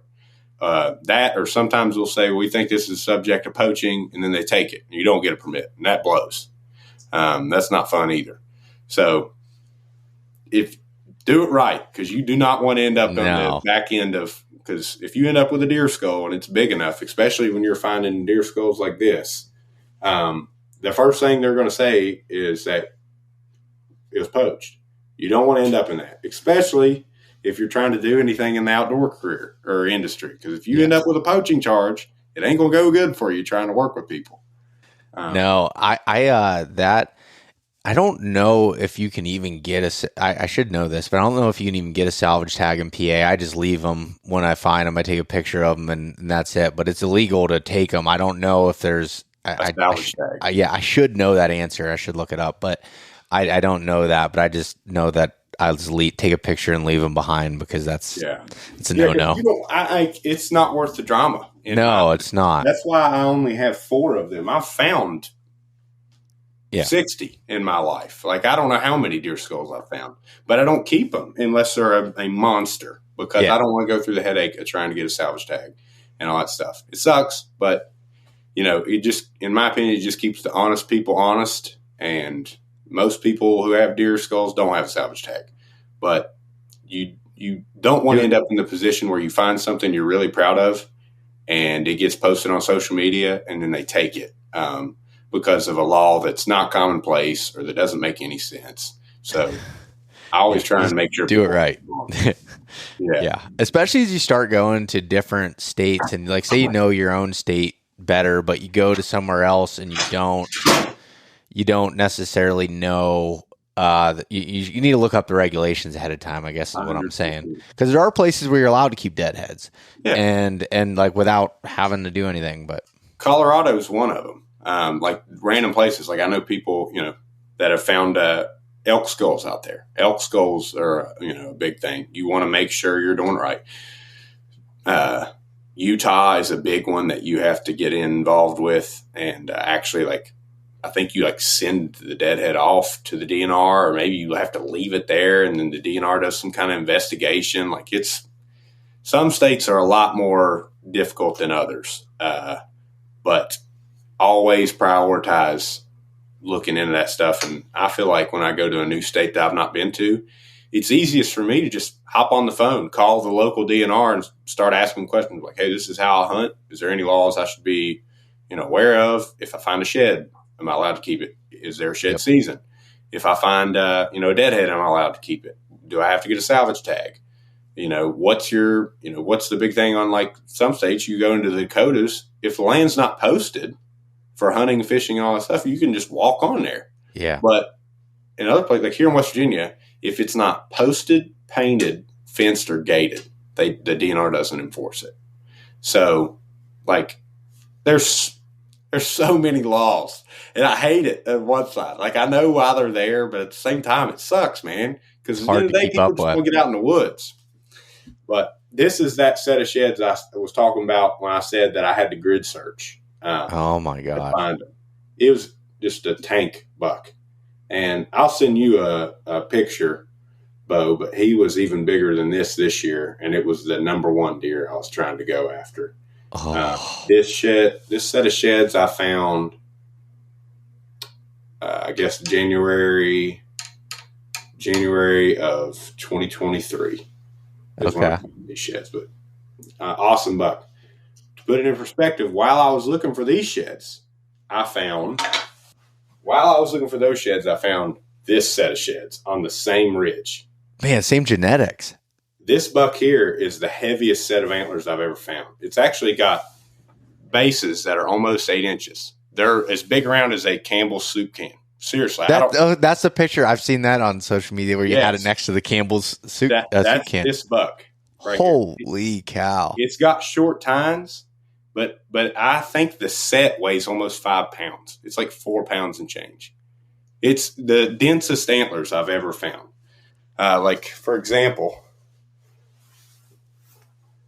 let me see what I got here. I'm going to put a quarter up next to this. Good Lord. That's a quarter up next to that. So I found both of these sets same day within 200 yards of each other. Had no clue this deer was there. So that just is a testament to the bachelor groups and deer switching from their fall patterns to their winter patterns.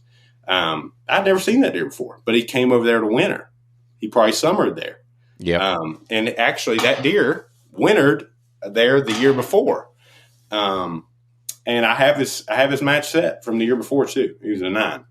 So well, and I'll say you can find sheds of bucks that you never get on trail camera, even if you run bunch of cameras like this deer. Yeah. He was super heavy. These were old sheds, obviously, but that's awesome.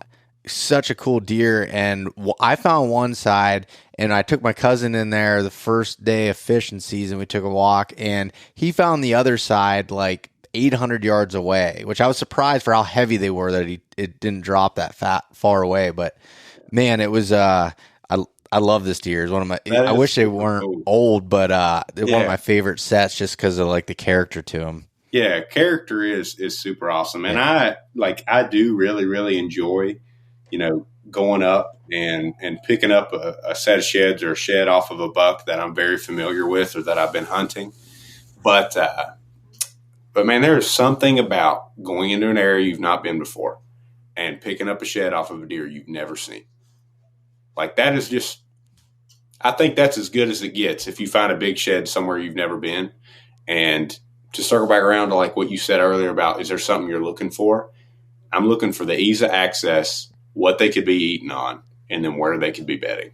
That's kind of like if you're in the big woods, or if you're in the woods around here, at least, I know there's a lot of logging roads, like old logging roads from the same here 50s and deer love to use those to travel on. When I first started shed hunting, that was all I walked was logging roads. And I found a lot of sheds doing that. So it's a good way to find sheds by just looking for that ease of access. Or if there's a bench or a flat, walk that. Look over the flat, look up the hill from it, because they're not always going to be on it. But those kind of geographical land features deer tend to lean towards, I guess, just for the ease of access. Then, food is going to be relative to what area you're hunting. If you're hunting them on a strip job, it's going to be different than what it would be if you're hunting them in the woods. If you're hunting in Ohio, it's going to be a lot different from what you're doing in PA, and then bedding. At the end of the day, deer like thickets. They like security. They like wherever they can get to see and smell and feel like the wind's off of them or they've got thermal or whatever. So that's, another thing that I'm looking for, especially going into new areas. But I found, and then couple that with, like you were saying, the south facing slopes, like the south, if all those things meet up on a south side, then it's like, boom. Yeah. South facing slopes, I think, are my golden, like that's the number one thing. If I'm looking at a map, if I'm not even step foot in there, I know these, what mapping company are you in with? Are you in Spartan Forge? Spartan Forge. I have heard a lot about Spartan Forge. You need to use it in your area, man, dude. I'd love to. I heard, do they have the filter now that shows you like the land features without the canopy and everything? Yep. And then I heard they did. That's got me really interested in it. And they've got sun exposure now that just came out. So you can look at any time of the day where the sun's hitting and like you can find spots where again, for shed hunting of like, south facing is obvious, but like even some of the east facing slopes and stuff that might get more sun, you can go to like January times of the day and run the scale and see where the sun's hitting on the mountain. It's pretty cool. No, that is awesome. Well, that's like my Onyx subscription ran out like last year. I've just been Google Earthing it since. I had no desire to get a subscription again. Because I guess the areas I've got to hunt this year, I know them like the back of my hand. I've not had to be out of them as much.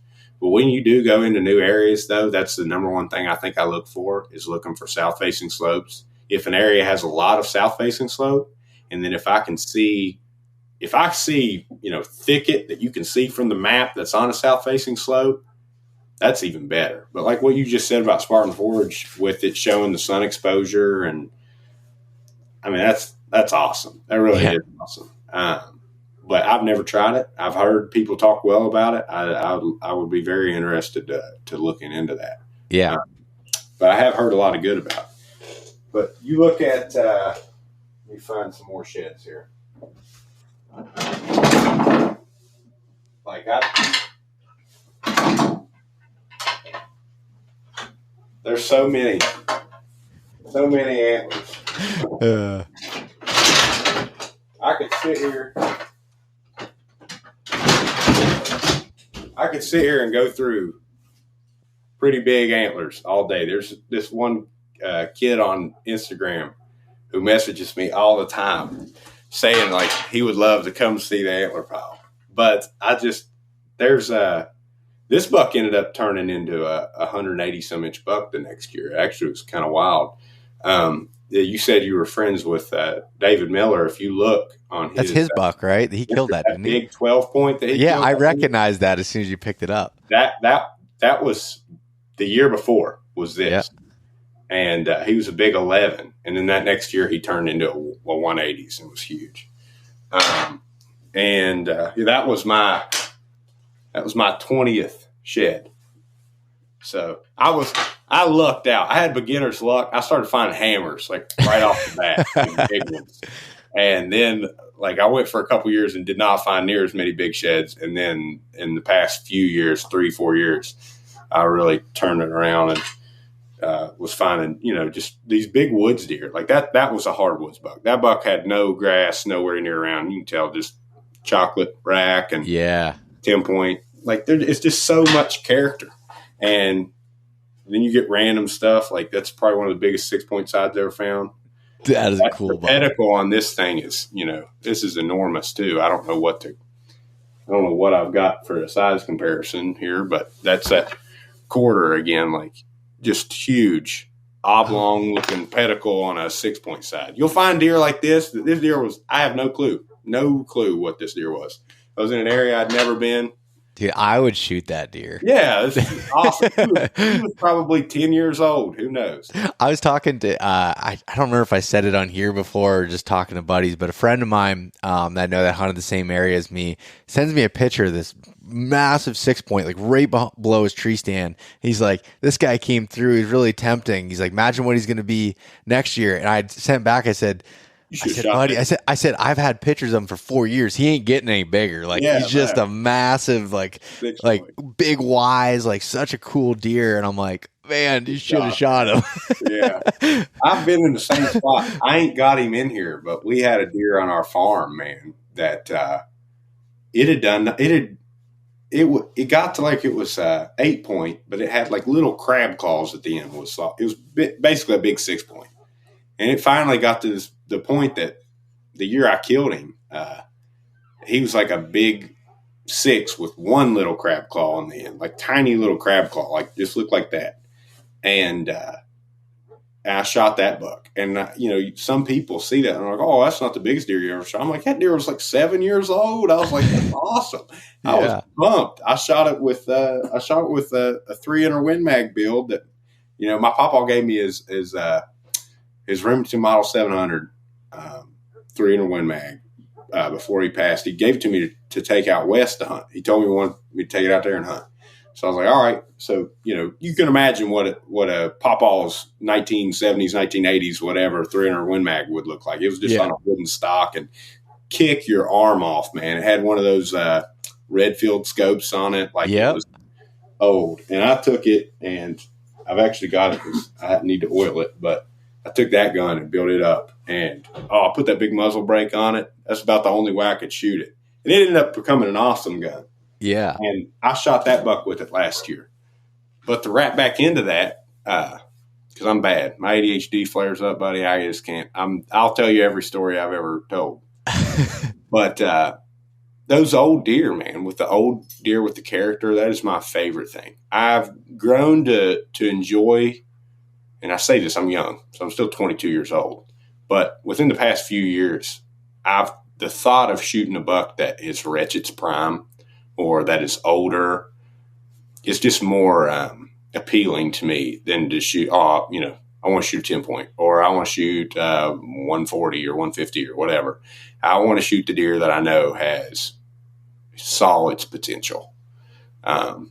So, I haven't killed. The past 2 years, I've not killed deer that were giants. When I had 150-inch deer this year on camera, I could have went and shot, but I passed them intentionally. Like I'll throw. If people don't believe me, I'll throw the pictures up on Instagram. I don't do that because I need to get over it, but I'm a little cautious because people will 100% watch your Instagram trying to figure out where you're. No, you need to be cautious. I mean, that's why I don't ever post.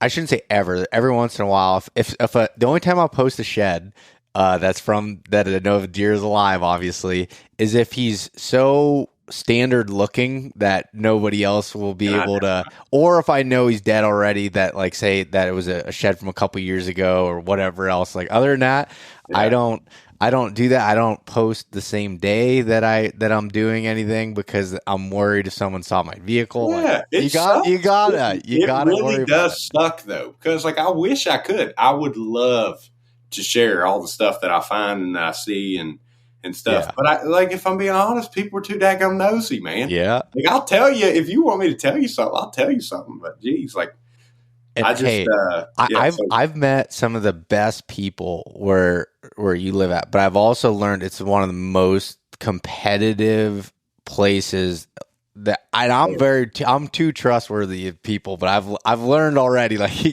just got to keep your guard kind of close on things. If it says anything, I've got tons of buddies down here, and I got people that I would do anything for, and I know they would help me in any way. There's about 2 people that I will tell about deer, 2, yeah. And one of them's my dad.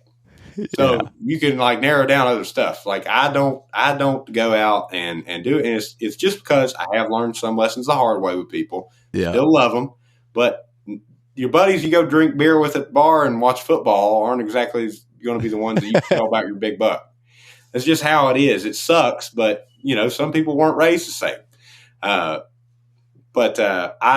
So if you find a big deer, like you said, when I was a kid and I was posting them, and you know, I can remember Trace actually used to slide up on my old Instagram stories. I used to post a ton of Instagram stories. I used to post a plethora of them, shed hunting and stuff, and my Instagram posts.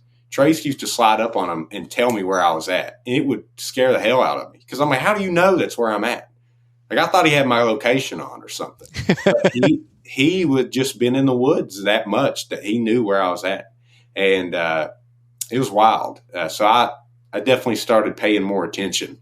And if I found a buck, like you said, if it wasn't as standard looking of a buck as possible, if it had something like a split or like a deer like this, it's got a big ear tine or something like that is easily identifiable. Yeah. And those are the bucks that, that you don't want to post. This buck right here, this is probably my favorite 8-point side. This came from Southern West Virginia. You can't tell here. I'll have to get a tape measure out to show you. But this buck has it's got great mass, but that G2 is almost 13 inches long. Oh yeah, because it curls up and around. Curls in. That deer sat on its head like this. I never found the other side. I also didn't get to go back. But it was a big, wide 8-point and had that tine length. And I'm a sucker for 8 points. Like I think 8 points are the coolest thing ever. Probably the biggest buck I've got hanging in here is a big 8-point from down here. And I just think that, a big buck like this, gnarly 8-point, that's as cool of a deer as I can think for a mountain buck, just because they get so much character. And generally speaking, people aren't as interested in an 8-point. Like I don't understand that. Like I'm the same way as you. I actually missed a deer in West Virginia this year. He was a big 8-point and he was in the 40s, and I'm like, that's a huge 8-point. Like you think of like, because like you put a couple more points on him, he's a 150-inch deer. Like you think about it from that perspective, and it was just like I was so mad at myself, like for a lot of reasons missing, but like it was just like, dude, that thing was just incredible. Yeah. To give my opinion on 8 points is like that 8-point that I just showed you there was almost 150 as an 8-point. And if you put 2 more 5-inch tines on that, he's not only now pushing 160, but your final mass measurement, your fourth mass measurement, then it also increases by about an inch. So he would have been 160 if he was a 10-point. But because he's an 8-point, he's upper 140s. And got mass, just huge mass. Like, I think 8 points are super cool. I don't know how I'm going to wrap that back into shed hunting, but if I find a big 4-side, man, I'm freaking pumped. Very, very much so excited from from big 8 points. No, But dude, yeah, that's an impressive pile. And what I love about there's serious shed hunters is like how you just went through and picked up like 20 different sheds and have a story for all of them. And I love that. Like, I think that's the coolest part about when you get serious into shed hunting. You pick them up, you know, you have the history of it, you remember it. It's like, that's so cool. Yeah. Oh, it's in. I know you saw the book I showed you. Yeah. If I needed to find information, I could go back through that. But every single shed, I could pick you up, tell you where it came from. I could probably tell you what day I found it, or at least the month for sure. But hundreds of antlers. None of them are mistakable for another antler. It's just. It's awesome. And I think it's a true, like, you got to love not deer hunting. You've got to love deer in order to really get into it. Like, if you're just fascinated by how deer work and all about them, and you want to be surrounded in that, like, I guess, pursuit of deer year round, like, shed hunting, there's no end. Like, you can find sheds at any time. You can learn from deer through shed hunting at any time. Even if you find a shed in October, and when you're out in the woods hunting, it gives you a form of insight, or at least, hey, this deer survived last year. He could be here.